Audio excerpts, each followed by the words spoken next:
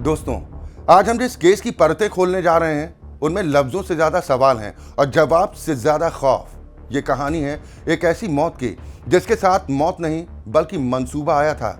हम आपको पूरी दास्तान बताएंगे और साथ ही ये भी बताएंगे कि इस मामले में एक छोटी सी बात, एक मामूली सी हरकत, एक ऐसा इशारा जो पहली नजर में बेगुनाह लगता है, वही आगे चलकर कत्ल की सबसे बड़ी कड़ी कैसे बन जाता है। और दोस्तों, पोस्टमार्टम की रिपोर्ट में जो छुपी हुई बात सामने आई उसने तहकीकात की दिशा ही बदल दी। वीडियो के आखिर तक बने रहिए क्योंकि जैसे जैसे सच सामने आएगा आप खुद महसूस करेंगे कि ये सिर्फ एक मौत नहीं, एक पूरी साजिश का पर्दाफाश है।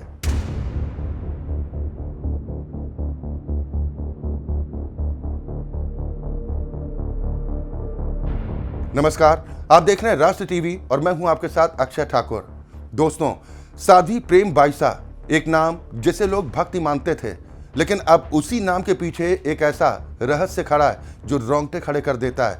जैसे जैसे जांच आगे बढ़ रही है वैसे वैसे झटके पर झटके लग रहे हैं। सबसे पहला झटका यही लगा कि जिसे कल तक गुरु कहा जा रहा था वो कोई गुरु नहीं बल्कि उसका असली पिता निकला।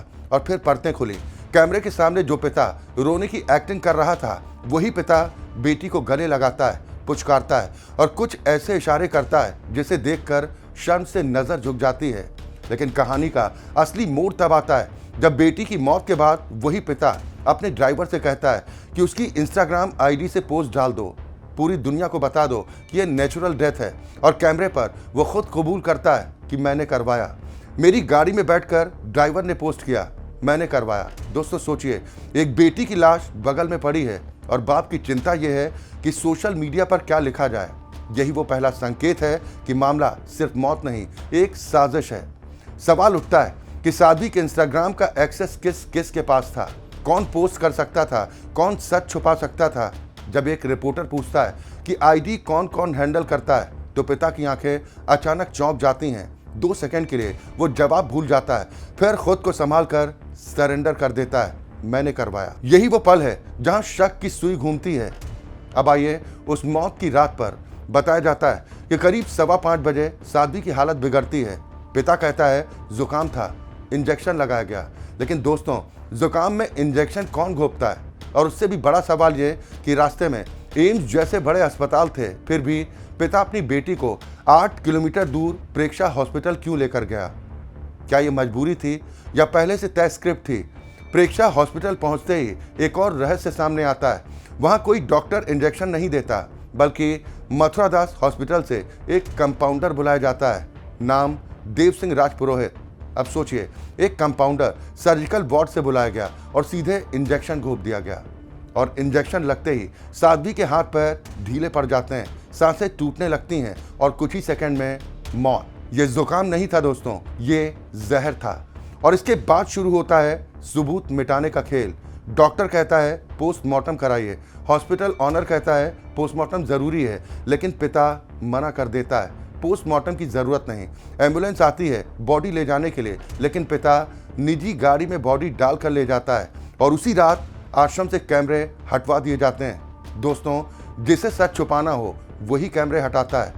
अब पोस्टमार्टम रिपोर्ट की तरफ आइए। सूत्र बताते हैं कि साध्वी का पेट और आंतें अंदर से सिकुड़ चुकी थीं। लीवर ने जरूरत से ज्यादा मेहनत की थी, मतलब शरीर में कोई ऐसा ड्रग गया जिसने कुछ सेकंड में मौत लिख दी। और यही वजह कि पुलिस भी जानती है ये नेचुरल डेथ नहीं, एक परफेक्ट मर्डर बनाने की कोशिश थी। अब सवाल उठता है कि साध्वी प्रेम बाईसा कौन थी? 7 लाख फॉलोअर्स, भक्ति गीतों की स्टार, हर घर में कथा के लिए बुलावा, एक कार्यक्रम के 2 से 3 लाख रुपए, 4-5 दिन की कमाई और उसी कमाई से आश्रम का साम्राज्य। और इस साम्राज्य का मालिक एक ट्रक ड्राइवर से बाबा बना पिता बीरमनाथ। बाबा रामदेव के साथ उद्घाटन, शंकराचार्य के साथ तस्वीरें, रसूख, पैसा, ताकत, और उसी ताकत का केंद्र थी प्रेम बाईसा। लेकिन फिर वायरल हुआ वो वीडियो जिसने रिश्ते को शर्मनाक बना दिया। FIR हुई, 3 लोग गिरफ्तार हुए, बदनामी रुकने का नाम नहीं लेती और फिर अचानक साध्वी की मौत हो जाती। अब कहानी के सारे धागे एक ही जगह जुड़ते हैं। इंजेक्शन बुलाने वाला पिता, हॉस्पिटल ले जाने वाला पिता, पोस्टमार्टम रोकने वाला पिता, इंस्टाग्राम पोस्ट करवाने वाला पिता, कैमरे हटवाने वाला पिता। तो कातिल कौन है? दोस्तों, सवाल आपके सामने। पुलिस के सामने और पोस्टमार्टम रिपोर्ट के पन्नों में छुपा है। यह हत्या थी, एक परफेक्ट क्राइम की नाकाम कोशिश, और सच बहुत जल्द सामने आने वाला है।